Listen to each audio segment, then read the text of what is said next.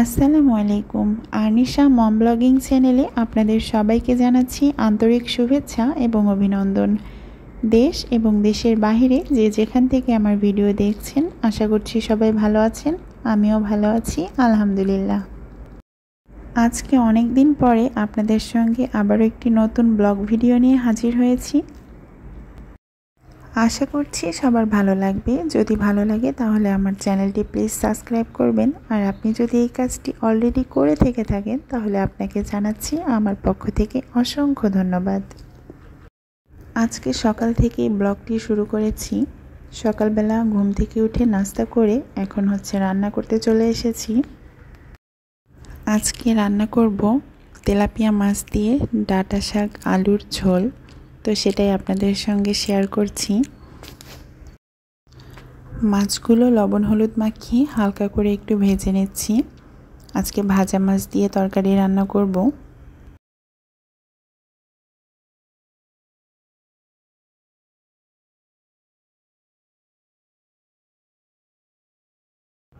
এই তো মাছগুলো উল্টিয়ে পাল্টিয়ে ভেজে নিচ্ছি। এখন মাছগুলো উঠিয়ে নেব। তো এদিকে আমার ছেলে স্কুল থেকে চলে এসেছে। আমার ছেলের পরীক্ষা ছিল আজকে, ইংলিশ পরীক্ষা। তো পরীক্ষা দিয়ে বাসায় এসেছে। ও আবার সকালবেলা নাস্তা করে স্কুলে যায় না, স্কুল থেকে এসে খেতে চায়। তো ওর মাছ ভাজা আবার অনেক বেশি পছন্দ। এসে দেখেছে মাছ ভাজা, এখন ভাত চাচ্ছে। তো ওকে একটু ভাত দিয়ে দিচ্ছি।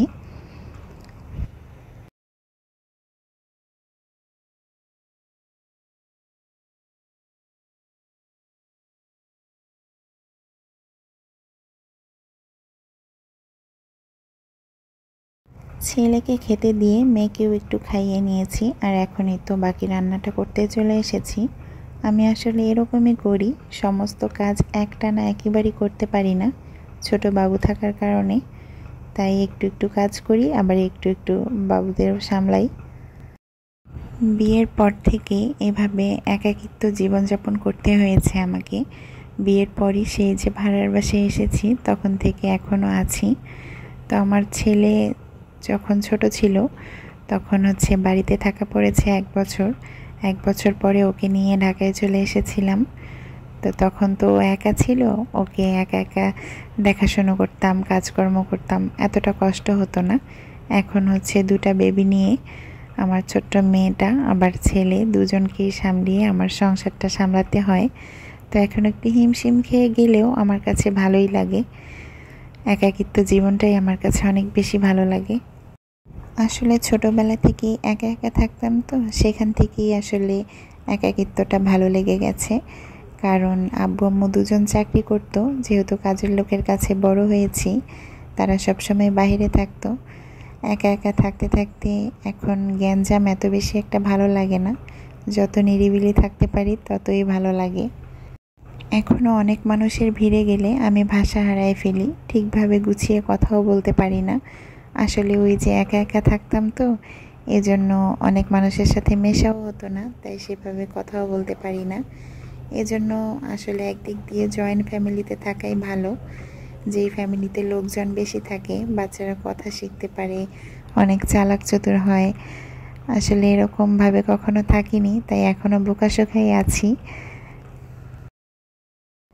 যাই হোক, কথা বলতে বলতে এখনই তো রান্নার মাঝ পর্যায়ে চলে এসেছি। এখন ডাঁটাগুলোকে কষিয়ে নিচ্ছি। যেহেতু মাছ দিয়ে ঝোল করব, তাই ডাঁটাগুলোকে আলাদাভাবে সুন্দর করে কষিয়ে নিয়ে পরে ঝোলের পানি দিয়ে দিব।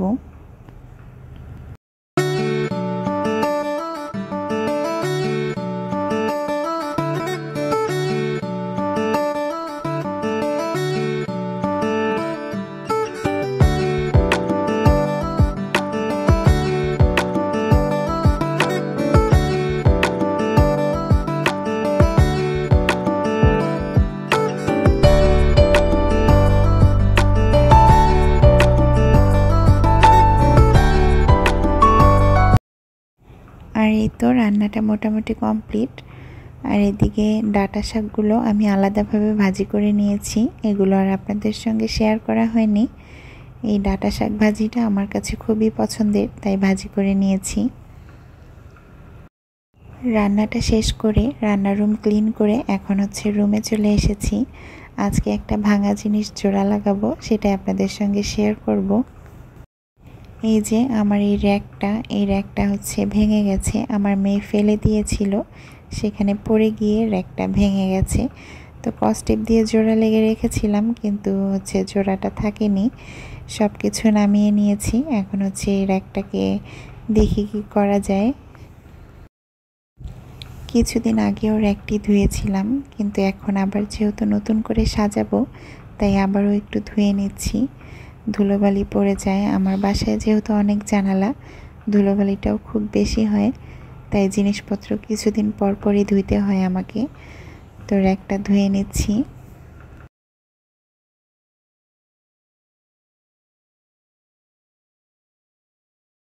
এই তো ধোয়া শেষে এখন একটু ছাদে রোদে শুকিয়ে নিচ্ছি। আর এখানে আমি 2 ভাগে ভাগ করে নিয়েছি র্যাকটা। ভাঙা তাকটা আলাদা করেছি, আর যে 3 তাক ভালো ছিল সেটা আলাদা করেছি। এখন খুব সুন্দর কিউট একটি মিনি র্যাক হয়ে গেছে আমার। র্যাকটি দেখতে কিন্তু অনেক বেশি সুন্দর লাগছিল সামন থেকে। ক্যামেরায় জানি না কীরকম লাগছে, তো ফেলে না দিয়ে আমি এভাবে কাজে লাগিয়ে নিচ্ছি। সংসারের কোনো জিনিস পুরনো হয়ে গেলে কিংবা ভেঙে গেলে আমার কেন জানি সেটাকে ফেলে দিতে ইচ্ছে করে না। ওই জিনিসটার উপর আরও বেশি মায়া লাগে। অনেক কিছু মানে স্মৃতি জড়িয়ে থাকে, এজন্য ফেলতে ইচ্ছা করে না।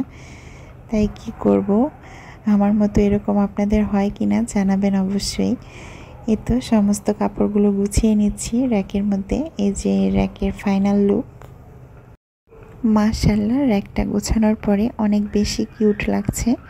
যদিও আমার ছোট্ট মেয়েটা এখন তার ঝুড়ি থেকে সুন্দর করে কাপড়গুলো বের করতে পারবে আর এলোমেলো করতে পারবে। আর এই যে ভাঙা র্যাকটা, এটা আমি রান্নার রুমে নিয়ে চলে আসলাম। এটাকেও আমি ফেলছি না, কাজে লাগাচ্ছি। দেখা যাক কি কাজে লাগাই। এই তো চুলার নিচে যে জায়গাটি, এখানে হচ্ছে এটাকে সুন্দরভাবে বসিয়ে দিচ্ছি। আর এখানে তেলের বোতল আর কিছু মাটির জিনিস রাখবো, যেগুলো সবসময় ব্যবহার করা হয়। সুন্দর করে একটা সাইডে রেখে দিচ্ছি।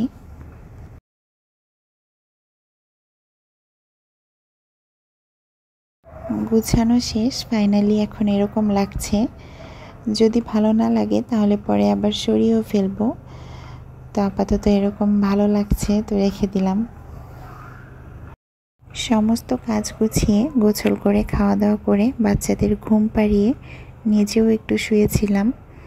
তো এখন তো বিকেল হয়ে গেছে, এজন্য বাচ্চাদের জন্য একটু নাস্তা করতে চলে এসেছি।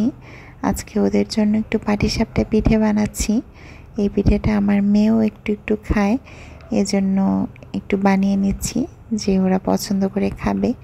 আর প্রতিদিনই বিকেলে আমি ওদের জন্য কিছু না কিছু নাস্তা বানিয়েই থাকি, কারণ ওরা বাহিরের খাবার তেমন একটা খায় না, আর আমিও সেভাবে বাহিরের খাবারটা দিই না।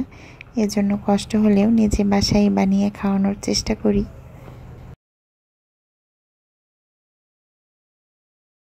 ঘরের তৈরি খাবার নির্ভেজাল মুক্ত খাবার, সেই কথা মাথায় রেখেই আমি ওদের জন্য খাবার তৈরি করি। যতটুকুই খাবে নির্ভেজাল মুক্ত খাবার খাবে, এজন্য কষ্ট হলেও চেষ্টা করি ওদেরকে ঘরে তৈরি করে খাবার খাওয়াতে।